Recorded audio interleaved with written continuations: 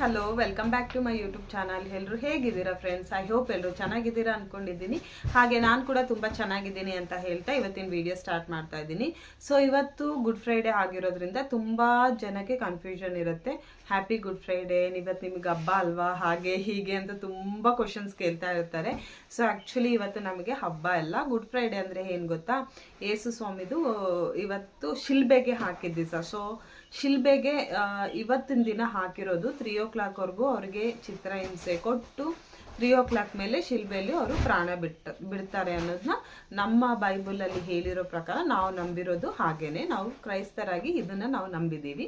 And ಇನ್ನೊಂದು ಹೇಳ್ಬೇಕು ಅಂದರೆ ಇವತ್ತು ಗುಡ್ ಫ್ರೈಡೇ ಅಂದರೆ ಹಬ್ಬ ಅಲ್ಲ. ತುಂಬ ಜನ ನನ್ನ ಫ್ರೆಂಡ್ಸ್ಗಳು ಕೇಳ್ತಾ ಇರ್ತಾರೆ, ಅಥವಾ ನಾನು ಏನಾದ್ರು ಹೊರಗಡೆ ಹೋದ್ರೆ ಕೇಳ್ತಾ ಇರ್ತಾರೆ, ಇವತ್ತು ನಿಮ್ಗೆ ಹಬ್ಬ ಅಲ್ವಾ, ಏನಾದ್ರು ಪರ್ಚೇಸ್ ಮಾಡೋಕೆ ಹೋಗಿರ್ತೀವಲ್ಲ ಇವತ್ತಿನ ದಿವಸ, ಅವಾಗ ಕೇಳ್ತಾ ಇರ್ತಾರೆ, ಇವತ್ತು ನಿಮ್ಗೆ ಹಬ್ಬ ಅಲ್ವಾ, ಇವತ್ತು ಬಂದಿದ್ದೀರಾ, ಇವತ್ತು ಹಬ್ಬ ಅಲ್ವಾ ಅಂತ. ಆ್ಯಕ್ಚುಲಿ ಇವತ್ತು ಹಬ್ಬ ಅಲ್ಲ. ಇವತ್ತೇನಂತ ಹೇಳಿದ್ರೆ, ಇವತ್ತು ನಮ್ಮ ದೇವರು ಶಿಲುಬೆಯಲ್ಲಿ ಪ್ರಾಣ ಬಿಟ್ಟಿದ್ದು 3ನೇ ದಿವಸ, ಅಂದರೆ ಇವತ್ತು ಶುಕ್ರವಾರ ಅಲ್ಲ, ಶನಿವಾರ ಭಾನುವಾರಕ್ಕೆ 3ನೇ ದಿವಸಕ್ಕೆ ಎದ್ದು ಬರ್ತಾರೆ. ಅದು ಈಸ್ಟರ್ ಅಂತ ಹೇಳ್ತೀವಿ. ಈಸ್ಟರಿಗೆ ನಮಗೆ ಹಬ್ಬ, ಅಂದರೆ 3ನೇ ದಿವಸಕ್ಕೆ ಪುನರ್ಜನ್ಮ ತಗೊಂಡು ಅವ್ರು ಬರ್ತಾರೆ. ಪುನರುತ್ಥಾನ ಅಂತ ಹೇಳ್ತೀವಿ ನಾವು. ಆ ಜನ್ಮನ ತಗೊಂಡು ಬರ್ತಾರೆ. ಸೊ 3ನೇ ದಿವಸಕ್ಕೆ ನಾವು ಹಬ್ಬನ ಸೆಲೆಬ್ರೇಷನ್ ಮಾಡ್ತೀವಿ. ತುಂಬ ಜನಕ್ಕೆ ಇದು ಕನ್ಫ್ಯೂಷನ್ ಇದೆ, ಗುಡ್ ಫ್ರೈಡೇ ಹಬ್ಬನ ಅಲ್ವಾ ಅಂತ ಹೇಳಿ. ಗುಡ್ ಫ್ರೈಡೇ ಹಬ್ಬ ಅಲ್ಲ.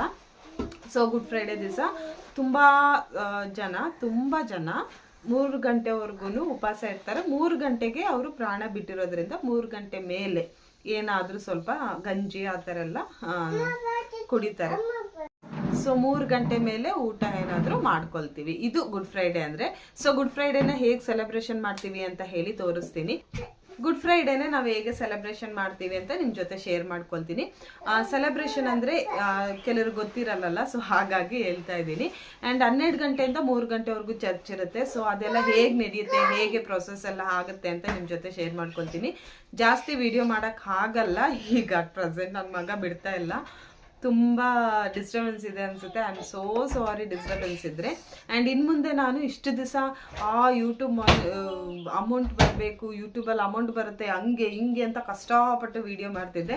ಆ್ಯಂಡ್ ಇನ್ನು ಮುಂದೆ ನನ್ನ ಖುಷಿಗೋಸ್ಕರ ವೀಡಿಯೋ ಮಾಡ್ತೀನಿ ಅಷ್ಟೇ. ನಂದು ಅದೆಲ್ಲ ವಾಚಿಂಗ್ ಅವರ್ಸ್ ಅಂತೂ ಸಿಕ್ಕಾಬಟ್ಟೆ ಲೋ ಬಂದಾಯಿತು. ಇನ್ನು ನಾನು ವಾಚಿಂಗ್ ಅವರ್ಸ್ ಕಂಪ್ಲೀಟ್ ಮಾಡೋಕ್ಕಾಗಲ್ಲ. ಹಾಗೆ ಬೇರೆ ಚಾನಲ್ನ ಮಾಡಬೇಕು ಅಂತ ಅಂದ್ಕೊಂಡೆ, ಬೇಡ, ಇದರಲ್ಲೇ ತುಂಬ ಕಷ್ಟಪಟ್ಟು ಅನ್ನೋದಕ್ಕಿಂತ ನಾನು ಯೂಟ್ಯೂಬ್ಗೋಸ್ಕರ ಏನೂ ಮಾಡಲಿಲ್ಲ. ನನ್ನ ಖುಷಿಗೋಸ್ಕರ ನಾನು ಎಲ್ಲೆಲ್ಲೋ ಅಂದರೆ ಟೂರಿಗೆಲ್ಲ ಹೋಗಿದ್ನೆಲ್ಲ ಹಾಕಿದ್ದೀನಿ. ಅದೆಲ್ಲ ಒಂದು ಮೆಮೊರೀಸ್ ನನಗಿದ್ರೆ ಸಾಕು, ಅದು ಖುಷಿ ಇದೆ. ಆ ಮೆಮೊರೀಸ್ ಎಲ್ಲ ನನ್ನ ಜೊತೆ ಯಾವಾಗಲೂ ಇರುತ್ತೆ ಯೂಟ್ಯೂಬ್ ಮೂಲಕ. ಸೊ ಹಾಗಾಗಿ ನಾನು ಆದಷ್ಟು ನಾನು ಎಲ್ಲೆಲ್ಲಿ ಟ್ರಿಪ್ ಹೋಗ್ತೀನಿ, ನಾನು ಏನೇನು ಎಂಜಾಯ್ ಮಾಡ್ತೀನಿ ಅನ್ನೋದ್ರ ಬಗ್ಗೆನೇ ನಾನು ಶೇರ್ ಮಾಡ್ಕೊಳ್ತೀನಿ. ಸೊ ವ್ಯೂವರ್ಸ್ ಬರಲಿ, ಬರ್ದಲ್ಲೇ ಇರಲಿ, ಸಬ್ಸ್ಕ್ರೈಬ್ ಮಾಡ್ಕೊಳ್ದಲ್ಲೇ ಇರಲಿ, ಆದರೂ ಹೇಳ್ತಾ ಇರ್ತೀನಿ, ಪ್ಲೀಸ್ ನನ್ನ ಚಾನಲ್ನ ಸಬ್ಸ್ಕ್ರೈಬ್ ಮಾಡ್ಕೊಳ್ಳಿ ಅಂತ. ಸೊ ಅದು ಅಭ್ಯಾಸವೆಲ್ಲ ಏನು ಮಾಡೋಕ್ಕಾಗಲ್ಲ. ಆ್ಯಂಡ್ ನೋಡೋಣ ಬನ್ನಿ, ಇವತ್ತಿನ ಗುಡ್ ಫ್ರೈಡೇ ಹೇಗೆ ಸೆಲೆಬ್ರೇಷನ್ ಮಾಡ್ತೀವಿ, ಏನಾಯಿತು ಹೇಗಾಯಿತು ಅಂತ ಹೇಳಿ ನಿಮ್ಮ ಜೊತೆ ಶೇರ್ ಮಾಡ್ಕೊಳ್ತೀನಿ. ಫಸ್ಟಿಗೆ ಗುಡ್ ಫ್ರೈಡೇನು ಹೇಗೆ ಚರ್ಚಿಗೆ ಹೋಗಿ ಎಲ್ಲ ಸೆಲೆಬ್ರೇಷನ್ ಮಾಡ್ಕೊಂಡ್ವಿ ನೋಡ್ಕೊಬರೋಣ. ಮೊದಲಿಗೆ ನಾವು 12 ಗಂಟೆಗೇ ಚರ್ಚಿಗೆ ಹೋಗಿದ್ವಿ. ಸೊ ಫಸ್ಟ್ ಸ್ಟಾರ್ಟಿಂಗೇ ಆಗಿರೋದ್ರಿಂದ ಜಾಸ್ತಿ ಜನ ಬಂದಿರಲಿಲ್ಲ. ಆ್ಯಂಡ್ ಚರ್ಚಲ್ಲಿ ನಮಗೆ ಅವರು ದೇವರು ಸಾಯಬೇಕಾದ್ರೆ ಕೊನೆ ಮಾತುಗಳು ತುಂಬ ಇಂಪಾರ್ಟೆಂಟ್ ಅಂತ ಹೇಳ್ತಾರಲ್ಲ, ಅಂದರೆ ಯಾರದೇ ಜೀವನದಲ್ಲಿ ಆಗಿರ್ಬೋದು, ಅವ್ರು ಸಾಯಬೇಕಾದ್ರೆ ಹೀಗೆ ಹೇಳಿದರು ಹಾಗೆ ಹೇಳಿದರು ಅಂತ ಹೇಳ್ತಾ ಇರ್ತಾರೆ ನೋಡಿ. ಸೊ ಹಾಗಾಗಿ ಸಾಯಬೇಕಾದ್ರೆ ಹೇಳಿದಂಥ ಮಾತುಗಳನ್ನ ನಮಗೆ ಇವತ್ತಿನ ದಿವಸದಲ್ಲಿ ನೆನಪು ಮಾಡ್ತಾ ಇರ್ತಾರೆ. ಆ್ಯಂಡ್ ಚರ್ಚು ಹೀಗಿರುತ್ತೆ, ಇಲ್ಲಿ ನಮಗೆ ಇದನ್ನು ಹೇಳ್ಕೊಡ್ತಾ ಇರ್ತಾರೆ ಆ್ಯಂಡ್ ಹೇಳ್ತಾ ಇರ್ತಾರೆ, ಅದನ್ನು ವಿವರಣೆ ಮಾಡ್ತಾ ಇರ್ತಾರೆ. ಸೊ ನಾವು ಚರ್ಚಿಗೆ ಹೋಗಬೇಕಾದ್ರೆ ಮಕ್ಕಳನ್ನ ಇಟ್ಕೊಂಡು ಹೋಗೋದು ತುಂಬಾ ಕಷ್ಟ. ಅವರಂತೂ ಹೇಳಿದ ಮಾತೇ ಕೇಳಲ್ಲ. ಇತ್ತೀಚೆಗೆ ಯಾಕೋ ಲೈಟಾಗಿ ದಪ್ಪ ಆಗಿಬಿಟ್ಟಿದ್ದೀನಿ ಅಂತ ಅನ್ನಿಸ್ತಾ ಇದೆ. ಆದಷ್ಟು ಸಣ್ಣಕ್ಕಾಗೋಕ್ಕೆಲ್ಲ ಡಯಟ್ ಪ್ಲ್ಯಾನ್ ಸ್ಟಾರ್ಟ್ ಮಾಡ್ಕೊಬೇಕು. ನೋಡಿ ತುಂಬ ಜನ ಇದ್ದಾರೆ. ಇವಾಗ ಚರ್ಚ್ ಮುಗೀತು. 3 o'clock ಆದಮೇಲೆ ಚರ್ಚ್ ಬೆಲ್ ಮಾಡ್ತಾರೆ. ಬೆಲ್ ಆದಮೇಲೆ ನಮಗೆ ಈ ರೀತಿ ಊಟದ ವ್ಯವಸ್ಥೆ ಇರುತ್ತೆ. ಗಂಜಿ, ಕಡಲೆಕಾಯಿ ಉಸ್ಲಿ, ಚಟ್ನಿ ಇದಿಷ್ಟು ಇರುತ್ತೆ. ಆ್ಯಂಡ್ ಇಲ್ಲಿ ಜ್ಯೂಸ್ ಸಮೇತ ಕೊಡ್ತಾ ಇರ್ತಾರೆ. ಅಂದರೆ ಕೆಲವ್ರು ನಾನು ಹೇಳಿದಾಗೆ ಉಪವಾಸ ಇರ್ತಾರಲ್ವ, ಉಪವಾಸ ಇರೋರಿಗೆ ಏನಾಗುತ್ತೆ, ಸಡನ್ನಾಗಿ ಏನಾದರೂ ಮಸಾಲೆ ಐಟಮ್ಸ್ ಕೊಟ್ಟರೆ ಗ್ಯಾಸ್ಟ್ರಿಕ್ ಆಗೋ ಚಾನ್ಸಸ್ ಇರುತ್ತೆ ಅಂತ ಹೇಳಿ ಆಲ್ಮೋಸ್ಟ್ ಇದೇ ರೀತಿಯಾದಂತಹ ಸಪ್ಪೆ ಊಟ ಇರುತ್ತೆ. ಇದೇನು ಅಷ್ಟೇನು ಗ್ಯಾಸ್ಟ್ರಿಕ್ ಅನಿಸಲ್ಲ. ಆ್ಯಂಡ್ ಚೆನ್ನಾಗೂ ಇರುತ್ತೆ, ಹೊಟ್ಟೆ ತುಂಬ ಊಟ ಕೂಡ ಮಾಡ್ಬೋದು. ನೆಕ್ಸ್ಟು ಅಲ್ಲಿಂದ ನಾವು ಸ್ವಲ್ಪ ಮನೆಗೆ ಹೂವಿನ ಗಿಡಗಳೆಲ್ಲ ಬೇಕಿತ್ತು, ಹಾಗಾಗಿ ನರ್ಸರಿಗೆ ಹೋದ್ವಿ. ನರ್ಸರಿಲಿ ಹೂವಿನ ಗಿಡ ತರೋಣ ಅಂತ ಹೇಳಿ ತುಂಬ ರೋಸ್ಗಳಿತ್ತು. ರೋಸು ಆಲ್ಮೋಸ್ಟ್ ನಾನು ಲಾಸ್ಟ್ ಟೈಮ್ ವೀಡಿಯೋದಲ್ಲಿ ನೀವು ನೋಡಿರ್ಬೋದು. ಇಲ್ಲೇ ಎಲ್ಲ ಥರದ ರೋಸ್ಗಳು ಸಿಗುತ್ತೆ. ನಮಗೇನು ಸ್ಪೆಷಲಾಗಿ ರೋಸ್ ಬೇಕು ಅಂತ ಚೆನ್ನಾಗಿರೋ ರೋಸ್ಗಳೆಲ್ಲ ತೊಗೋಬೇಕು ಅಂತ ಆಸೆ ಇರಲಿಲ್ಲ. ನನಗೆ ತುಂಬ ಆಸೆ ಏನಿತ್ತು ಅಂದರೆ ಬೇರೆ ಗಿಡಗಳು, ಅಂದರೆ ಚೆನ್ನಾಗಿರೋದು ಯಾವುದಾದ್ರೂ ಬೇರೆ ಗಿಡಗಳನ್ನ ತೊಗೊಂಡು ಬರೋಣ ಅಂತ ಹೋದ್ವಿ. ಆ್ಯಂಡ್ ಆಲ್ಮೋಸ್ಟ್ ಎಲ್ಲ ಇಲ್ಲೇ ಸಿಕ್ಕೋ ಗಿಡಗಳೇ ಇತ್ತು. ಯಾವುದೂ ವಾವ್ ಅನ್ನೋಂಥ ಗಿಡಗಳು ಅಥವಾ ಇಲ್ಲಿ ಸಿಗದೇ ಇರೋವಂಥ ಗಿಡಗಳು ಯಾವುದೂ ಇರಲಿಲ್ಲ. ಆ್ಯಂಡ್ ಹಾಗಾಗಿ ಜಾಸ್ತಿ ಏನೂ ತೊಗೊಳ್ಳಿಲ್ಲ. ಮತ್ತು ನಾವು ಸ್ವಲ್ಪ ಲೇಟಾಗಿ ಬಂದಿದ್ದರಿಂದ ಅಂದರೆ ಸ್ವಲ್ಪ ಮನೆಗೆಲ್ಲ ಸಾಮಾನೆಲ್ಲ ತೊಗೊಂಡು ಬರಬೇಕಿತ್ತು, ಅಡುಗೆ ಐಟಮ್ಸ್ಗಳೆಲ್ಲ ತೊಗೊಂಡು ಬರೋಕ್ಕಿತ್ತು. ಮತ್ತು ಅಂಗಡಿಗೆ ಸ್ವಲ್ಪ ಐಟಮ್ಸ್ ಎಲ್ಲ ತರೋಕ್ಕಿತ್ತು. ಹಾಗಾಗಿ ಜಾಗನೂ ಸಾಕಾಗಿಲ್ಲ. ಇದ್ದಿದ್ರೆ ಇನ್ನೊಂದು ಸ್ವಲ್ಪ ತೊಗೊಳ್ಬೋದಿತ್ತೇನೋ. ರೇಟ್ ಕೂಡ ಓಕೆ ಅಷ್ಟೇನು ಜಾಸ್ತಿ ಏನು ಅನಿಸಿಲ್ಲ. ಆ್ಯಂಡ್ ತುಂಬ ಚೆನ್ನಾಗಿತ್ತು. ಈಗ ಅದನ್ನು ತೊಗೊಂಡು ಬಂದು ಸಾಕಬೇಕಾದ್ರೆ ಗೊತ್ತಾಗುತ್ತೆ ಗಿಡಗಳನ್ನೆಲ್ಲ. ಅದು ಕೆಲವೊಂದು ಗಿಡಗಳೆಲ್ಲ ಒಣಗೋಗುತ್ತೆ ಅಂತ ಹೇಳ್ತಾರೆ, ಕೆಲವೊಂದೆಲ್ಲ ಚೆನ್ನಾಗಿ ಬರುತ್ತೆ ಅಂತ ಹೇಳ್ತಾರೆ. ನೋಡಬೇಕು, ಇದನ್ನೆಲ್ಲ ತೊಗೊಂಡೋಗಿ ಸಾಕಬೇಕು. ನನಗೇನು ಗೊತ್ತಾ, ಗಿಡ ಆಗಲಿ ಅಥವಾ ಪ್ರಾಣಿಗಳಾಗಲಿ ಯಾವುದೇ ಆಗಲಿ, ನಾನು ಅವ್ರನ್ನ ಮನುಷ್ಯರ ಥರನೇ ಟ್ರೀಟ್ ಮಾಡೋದು. ಅವ್ರನ್ನ ಸಾಕಬೇಕು, ಮತ್ತು ಅವ್ರಿಗೇನಾದರೂ ನೀರು ಬೇಕಾ ಅಂತ ಕೇಳೋದು, ಅವರು ನೀರು ಹಾಕ್ಬೇಕಲ್ಲ ಆವಾಗ. ಆ್ಯಂಡ್ ಅವ್ರ ಹತ್ರ ಮಾತಾಡೋದು, ಅವರು ಹೂ ಬಿಟ್ಟಾಗ ಅವ್ರಿಗೋಗಿ ಹೇಳೋದು, ತುಂಬ ಚೆನ್ನಾಗಿ ಕಾಣ್ತಿದ್ದೀರ ನೀವು ಇವತ್ತು ಅಂತ ಅಲ್ಲ. ನಂಗೆ ಅದೇನೋ ಒಂಥರ ಖುಷಿ. ನನಗೆ ನನ್ನ ಫೀಲಿಂಗ್ಸಿಗೆ ಗಿಡಗಳೆಲ್ಲ ರೆಸ್ಪಾನ್ಸ್ ಮಾಡುತ್ತೆ ಅಂತ ನಾನು ತುಂಬ ನಂಬ್ತೀನಿ. ನಿಮಗೇನಾದ್ರು ತುಂಬ ಬೇಜಾರಾದಾಗ, ನೋವಾದಾಗ, ಖುಷಿಯಾದಾಗ ಗಿಡಗಳ ಹತ್ರ ಮಾತಾಡಿ, ಖಂಡಿತವಾಗ್ಲೂ ರೆಸ್ಪಾನ್ಸ್ ಮಾಡುತ್ತೆ. ಅದನ್ನು ತುಂಬ ಇಷ್ಟಪಟ್ಟು ಸಾಕಿ, ಅದು ನಿಜವಾಗ್ಲೂ ನಿಮಗೆ ನಿಮ್ಮ ಮಾತುಗಳಿಗೆ ರೆಸ್ಪಾನ್ಸ್ ಮಾಡುತ್ತೆ. ಇದು ನನ್ನ ಪರ್ಸ್ನಲ್ ಒಪಿನಿಯನು. ನಾನು ಕೂಡ ತುಂಬ ಇಷ್ಟಪಟ್ಟು ನನಗೇನಾದ್ರು ಬೇಜಾರಾದಾಗ ಹೋಗಿ ಅದ್ರ ಮುಂದೆ ಕೂತ್ಕೊಂಡು ಅಳ್ಕೊಂಡು ಹೇಳ್ಕೊಳ್ತೀನಿ. ಖುಷಿಯಾದಾಗ ಖುಷಿ ಆಯಿತು ಅಂತ ಹೇಳ್ಕೊಳ್ತೀನಿ. ಮತ್ತು ಅದು ಕೂಡ ಅಷ್ಟೇ, ನೀರೇನಾದರೂ ಸ್ವಲ್ಪ ನಾವು ಕಮ್ಮಿ ಆಗ್ದಾಗ ಏನಾದ್ರು ಬಾಡೋಗಿದ್ರೆ ಯಾಕೆ ಏನು ಅಂತ ಅದ್ರ ಜೊತೆ ಮಾತಾಡ್ತೀನಿ. ಅದು ನಮ್ಮ ಜೊತೆ ಮಾತಾಡೋಕ್ಕಾಗದೇ ಇರ್ಬೋದು, ಖಂಡಿತವಾಗ್ಲೂ ಒಂದು ಗುಡ್ ವೈಬ್ ಕೊಡುತ್ತೆ ನಮಗದು. ಗಿಡಗಳ ಜೊತೆ ಮಾತಾಡಿದಾಗ ತುಂಬ ಚೆನ್ನಾಗಿ ಅನಿಸುತ್ತೆ. ನನಗೆ ಎಕ್ಸ್ಪೆಷಲಿ ಯಾವ ಥರ ಗಿಡ ಬೇಕಿತ್ತು ಗೊತ್ತಾ, ಹ್ಯಾಂಗಿಂಗ್ ಮಾಡಬೇಕಾದ್ರೆ ಅದಕ್ಕೆ ಪಾರ್ಟಿಗೆ ಹಾಕೋಕ್ಕೆ ಹೂಗಳು ಬೇಕಿತ್ತು. ಸೊ ಆ ಥರದ್ದು ಎಲ್ಲೂ ಸಿಕ್ಕಲಿಲ್ಲ ನನಗೆ. ಆ್ಯಂಡ್ ಇತ್ತು ಒಂದು 2-3, ಅದಷ್ಟು ಚೆನ್ನಾಗಿರಲಿಲ್ಲ, ನನಗೆ ಇಷ್ಟ ಆಗಲಿಲ್ಲ. ಆ್ಯಂಡ್ ನೋಡಬೇಕು, ಇವಾಗ ಬೇರೆ ಕಡೆ ಎಲ್ಲಾದರೂ ಹೋದಾಗ ಸಿಕ್ಕಿದರೆ ತರಬೇಕು. ಎಲ್ಲ ಇದೇ ಥರ ಹೂಗಳಿತ್ತು. ಆಲ್ಮೋಸ್ಟ್ ಈ ಥರ ಹೂಗಳೆಲ್ಲ ನಮ್ಮ ಊರಲ್ಲೇ ಎಲ್ಲರ ಮನೆಯಲ್ಲೂ ಸಿಗುತ್ತೆ. ಯಾರ ಹತ್ರ ಆದರೂ ಒಬ್ರ ಹತ್ರ ಕೇಳಿದರೆ ಮಳೆ ಬಿದ್ದ ಮೇಲೆ ಕೊಡ್ತೀನಿ ಅಂತ ಹೇಳಿದ್ದಾರೆ. ಈಗ 1-2 ಸರಿ ಮಳೆ ಬಿದ್ದಿದೆ. ಮೇ ಬಿ ಈಗ ಕೇಳಿದರೆ ಕೊಡ್ಬೋದೇನೋ. ಹಾಗಾಗಿ ನಾನು ಇದೆಲ್ಲ ಆಲ್ಮೋಸ್ಟ್ ಇದೆ, ಅಂದರೆ ಒಂದೇ ಥರದ್ದು ಹೂವು, ಕಲರ್ ಚೇಂಜ್ ಅಷ್ಟೇ. ನೀವು ನೋಡ್ತಾ ಇರ್ಬೋದು, ಚೆನ್ನಾಗಿದೆ, ತುಂಬಾ ಚೆನ್ನಾಗಿದೆ. ನನಗಂತೂ ತುಂಬ ಇಷ್ಟ ಆಯಿತು. ಆ್ಯಂಡ್ ಇದೆಲ್ಲ ಏನು ಗೊತ್ತಾ, ತುಂಬ ಇದ್ದರೆ ನೋಡೋಕ್ಕೆ ಚೆಂದ, ಒಂದೊಂದೇ ಇದ್ದರೆ ಅಷ್ಟೇನು ಚೆನ್ನಾಗಿ ಅನಿಸಲ್ಲ. ಇದೆಲ್ಲ ನಮ್ಮ ಊರಲ್ಲಿ ಕಾಮನ್ ಆಗೋಗ್ಬಿಟ್ಟಿದೆ. ಆ್ಯಂಡ್ ಎಲ್ಲರ ಮನೆ ಹತ್ರನೂ ಇದೆ. ಯಾರ ಹತ್ರ ಆದರೂ ಒಬ್ಬರ ಹತ್ರ ಕೇಳಿದರೆ ಕೊಡ್ತಾರೆ.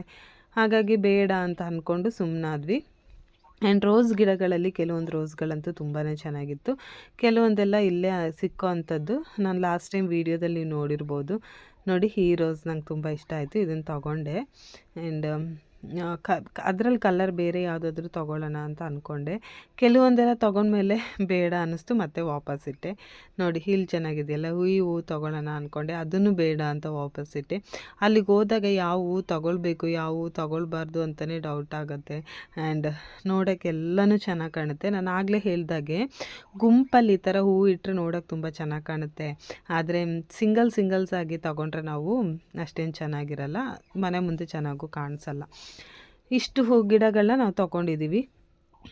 ಆ್ಯಂಡ್ ಇಷ್ಟು ಗಿಡಕ್ಕೆ ಆಲ್ಮೋಸ್ಟ್ ಒಂದು 900-1000 ರುಪೀಸ್ ಆಯಿತು. ಓಕೆ, ನಾನು ಹೇಳ್ದಾಗೆ ಅಷ್ಟೇನು ಕಾಸ್ಟ್ಲಿನೂ ಅನಿಸಿಲ್ಲ, ಅಷ್ಟು ಓಕೆ ಪ್ರೈಸ್ ಆಯಿತು. ಆ್ಯಂಡ್ ಇದನ್ನೆಲ್ಲ ತೊಗೊಂಡು ಇವಾಗ ಗಾಡಿಯಲ್ಲಿ ಹಾಕ್ಕೊಂಡು ಮನೆ ಕಡೆ ಹೊರಡಬೇಕು. ಆ್ಯಂಡ್ ಹೋಗಬೇಕಾದ್ರೆ ಏನಾದರೂ ತಿನ್ಕೊಂಡು ಹೋಗೋಣ ಅಂತ ಅಂದ್ಕೊಳ್ತಾ ಇದ್ದೀವಿ. ಗಂಜಿ ಊಟ ಮಾಡಿದ್ದಲ್ಲ, ಸೊ ಹಾಗಾಗಿ ಸ್ನ್ಯಾಕ್ಸ್ ಏನಾದರೂ ತಿನ್ಕೊಂಡು ಹೋಗೋಣ ಅಂದ್ಕೊಂಡು ಗಾಡಿಯಲ್ಲಿ ಜಾಗ ಇಲ್ಲದೆ ಇರೋ ಕಾರಣ ಈ ರೀತಿಯಾಗಿ ತುಂಬಿಸಿಟ್ಕೊಂಡು ಹೋಗ್ತಾ ಇದ್ದೀವಿ. ನೋಡೋಣ, ಮನೆಗೆ ಹೋಗಿ ನಿಮ್ಮ ಜೊತೆ ಸಿಗ್ತೀನಿ, ಬನ್ನಿ ಹೋಗೋಣ ಫಸ್ಟು ಮನೆಗೆ.